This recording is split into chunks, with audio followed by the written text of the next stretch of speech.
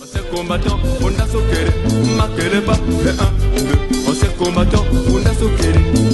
guerre mondiale, ce n'est pas beau, ce n'est pas beau.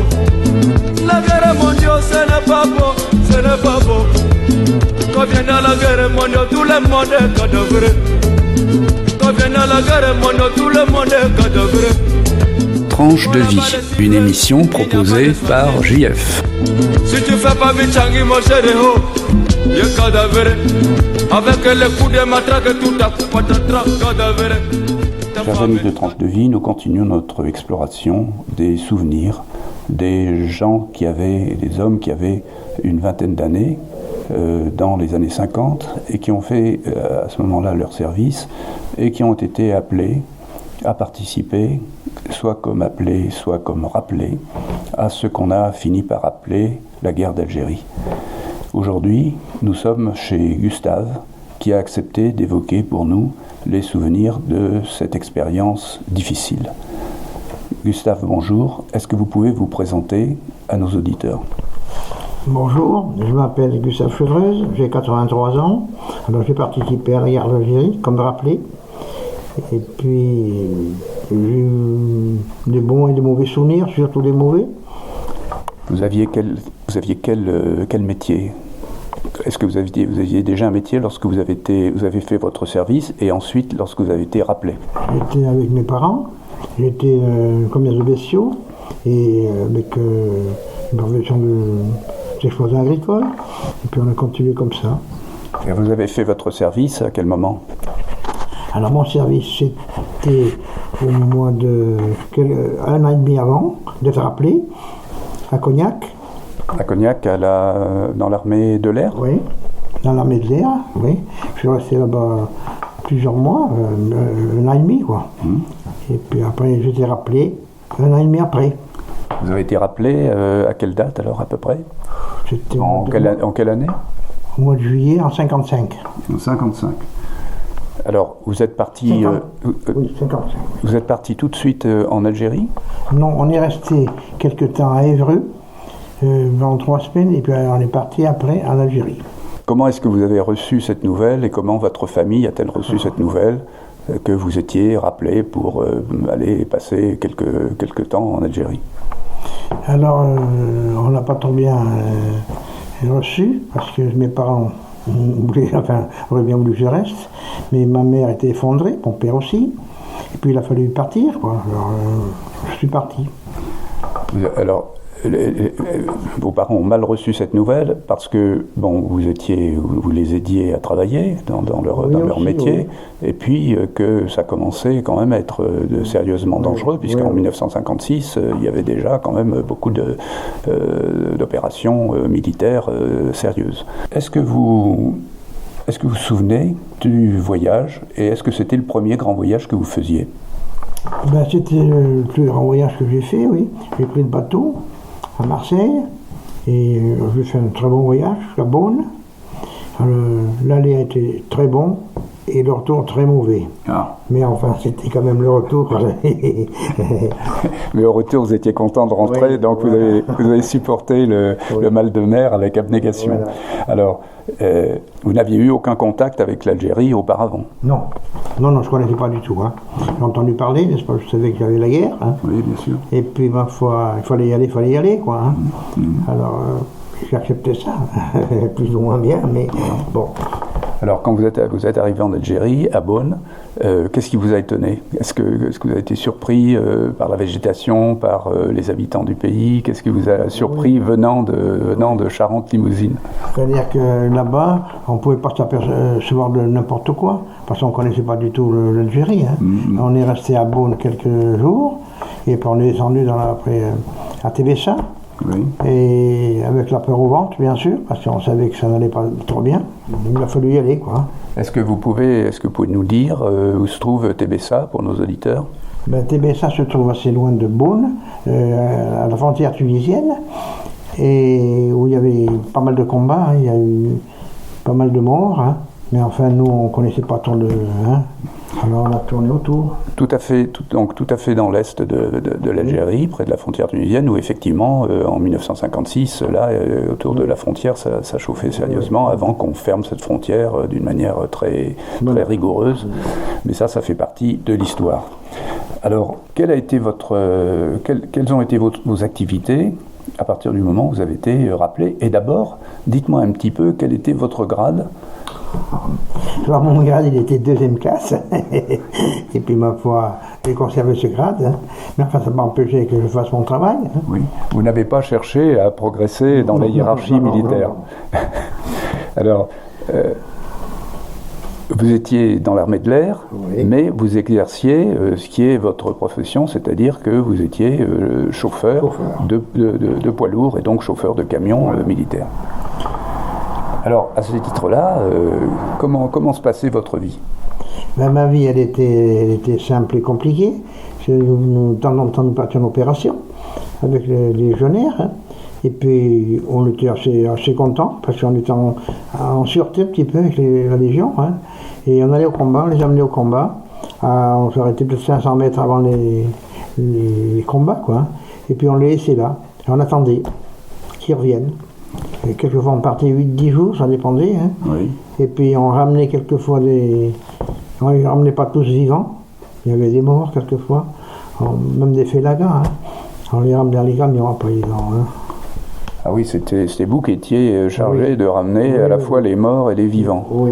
Alors effectivement, ça doit laisser des souvenirs plutôt douloureux. Hein.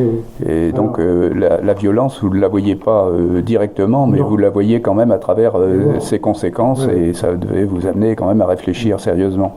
Et alors quand les premières fois que vous êtes parti en opération, ça s'est passé comment là? Vous avez été... je n'étais pas fier. Vous êtes parti tout de suite? Eh bien, je suis parti, moi, mon arrivée à Tébessa, je suis parti dans la nuit. Et alors, pas fier de moi. La nuit qui a suivi votre arrivée? Oui, le soir même. Et alors, je faisais un semblant de dormir, et puis on est venu me réveiller. Je suis heureux, vous partez à l'opération. Oui, ça n'a pas réussi, alors votre ruse n'a pas marché là. Non, pas du tout. Il a fallu y aller, et j'avais la peur avec moi, bien sûr, mais on est parti dans la poussière, les camions derrière les autres, les uns derrière les autres, et puis on y est allé. Il a fallu y aller.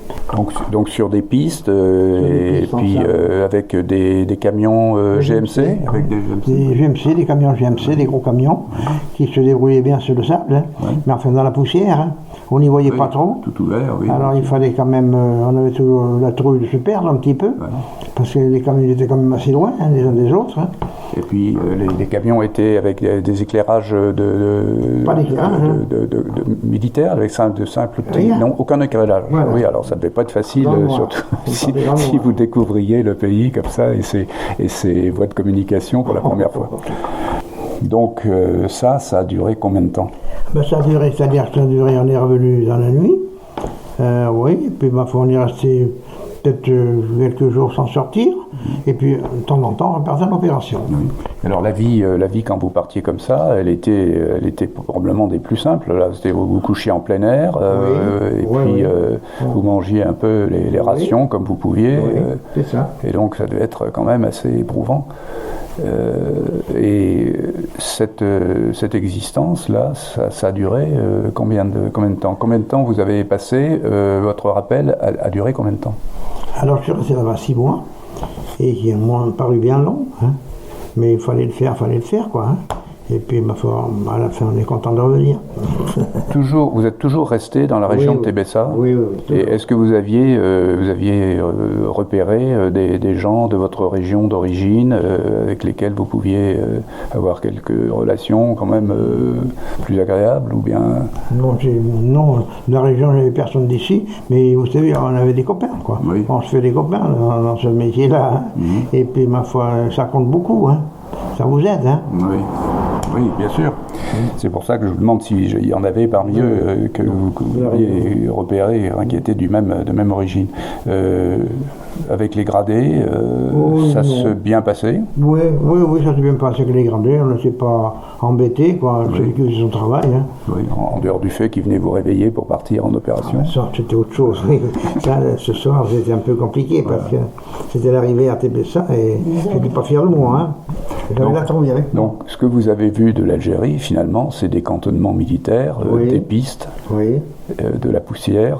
La poussière, et alors la bagarre quand même, où on les amenait, pas loin. Hein. Oui, bien sûr. Mais là quand vous attendiez les gens qui étaient en opération, vous entendiez des explosions, des coups de feu.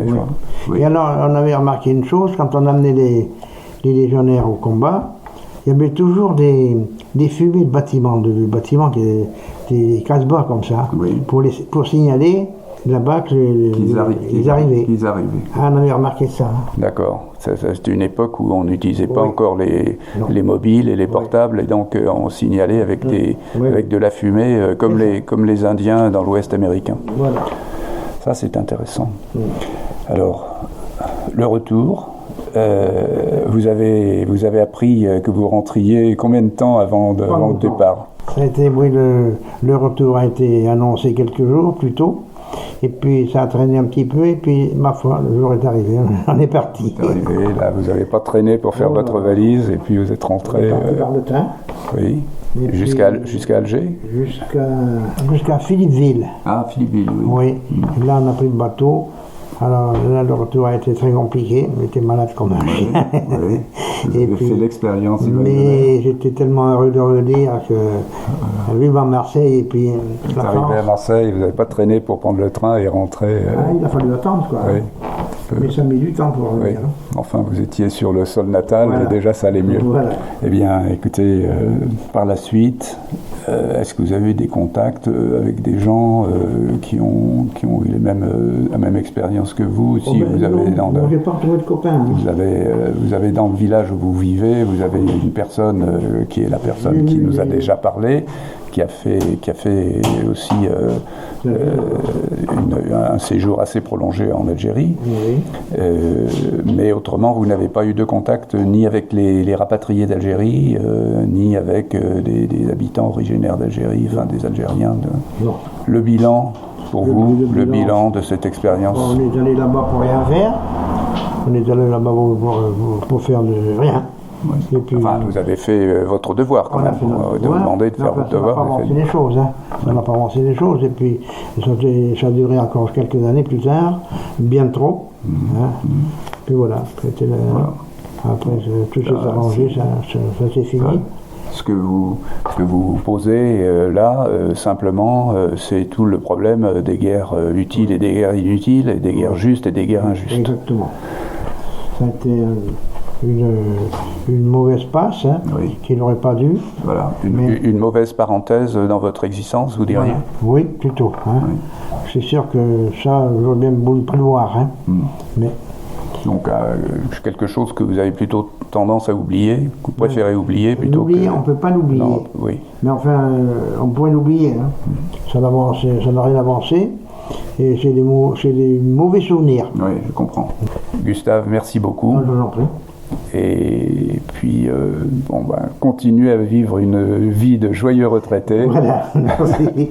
En ne pensant plus à ça, plus qu'à la paix. Voilà. Vous savez qu'il y avait quelqu'un qui disait que dans la guerre, il y avait un vaincu et un vainqueur, et que dans la paix, il y a deux vainqueurs. Oui, dans la paix, voilà. C'est vrai. Au revoir, Gustave. Au revoir, Thierry.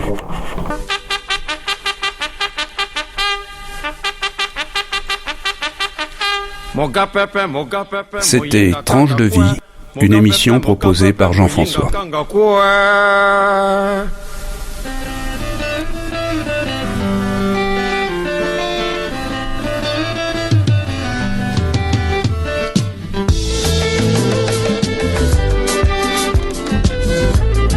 Marquez pas, 1, 2, on s'est combattant, on a soukéré. Marquez pas, et 1, 2, on s'est combattant, on a soukéré.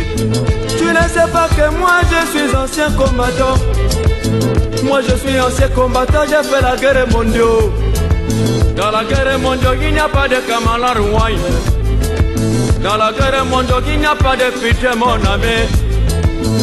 J'ai tué français, j'ai tué allemand, j'ai tué anglais. Moi j'ai tué Tchécoslovaque qui m'accueille pas. Et 1, 2, on s'est combattant, on a soqué. M'accueille pas. Et 1, 2, on s'est combattant, on a soqué. La guerre mondiale, ce n'est pas beau, ce n'est pas beau. La guerre mondiale, ce n'est pas beau, ce n'est pas beau. Quand vient dans la guerre mondiale, tout le monde est cadavre. Quand vient dans la guerre mondiale, tout le monde est cadavre. Quand la balle siffle, il n'y a pas de choisir. Si tu fais pas Michangi, mon chéri, il est cadavre. Avec les coups de matraque, tout à coup, patatras, cadavre. Ta femme est cadavre. Ta mère est cadavre. Ton grand-père est cadavre. Ton père est cadavre. Tes enfants cadavres. Les rois cadavres. Les reines cadavres. Les empereurs cadavres. Tous les présidents cadavres. Les ministres cadavres. Les gardes-corps cadavres. Les motards cadavres. Les militaires cadavres. Les civils cadavres. Les policiers cadavres. Les gendarmes cadavres. Les travailleurs cadavres. Les sommaires cadavres. Tes chéris cadavres. Ton premier bureau cadavre. Ton deuxième bureau cadavre. La bière cadavre. Le champagne cadavre. Le whisky cadavre. Le vin rouge cadavre. Le vin de palme cadavre. Les soulards cadavre. Musique club cadavre. Tout le monde est cadavre. Moi-même cadavre. M'accueille pas. 1, 2, on s'est combattant, on a soqué. M'accueille pas. 1, 2, on s'est combattant, on a soqué. Pourquoi la guerre? Pourquoi la guerre? Pourquoi la guerre? La guerre, ce n'est pas bon, ce n'est pas bon. Quand vient dans la guerre, tout le monde a affamé. Oh. Le coq ne va plus le coquer, cocorico. La poule ne va plus le poulet, poulet les œufs.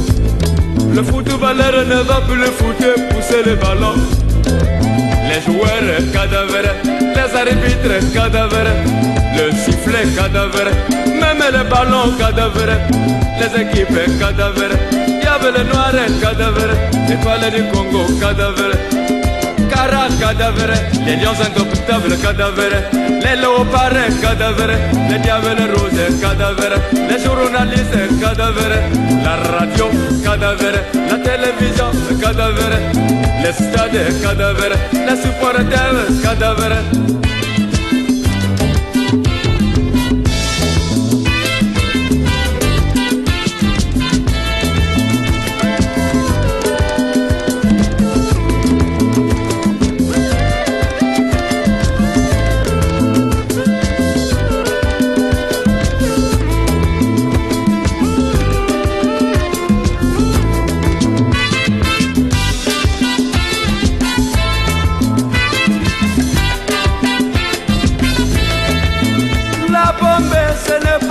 Ce n'est pas bon. La bombe à neutrons, ce n'est pas bon, ce n'est pas bon. La bombe atomique, ce n'est pas bon, ce n'est pas bon. Les Pershing, ce n'est pas bon, ce n'est pas bon. H20, ce n'est pas bon, ce n'est pas bon. Quand vient dans la bombe, tout le monde est bombé. Oh. Quand vient dans la bombe, tout le monde est bombé. Oh. Ton pays bombé, l'URSS est bombé. Les États-Unis bombés, la France est bombée, l'Italie bombée, l'Allemagne bombée, le Congo bombé, le Zaïre bombé, l'ONU bombée, l'UNESCO bombé, l'OUA bombé, mes bœufs bombés, mes moutons bombés, mon cuisinier bombé, tous les cuisiniers bombés, ma femme est bombée, les taximans est bombé. Les hôpitaux bombés, les malades bombés, les bébés bombés, les poulaillers bombés, mes coques bombés, mon chien bombé, les écoles bombées, ma poitrine bombée, tout le monde est bombardé.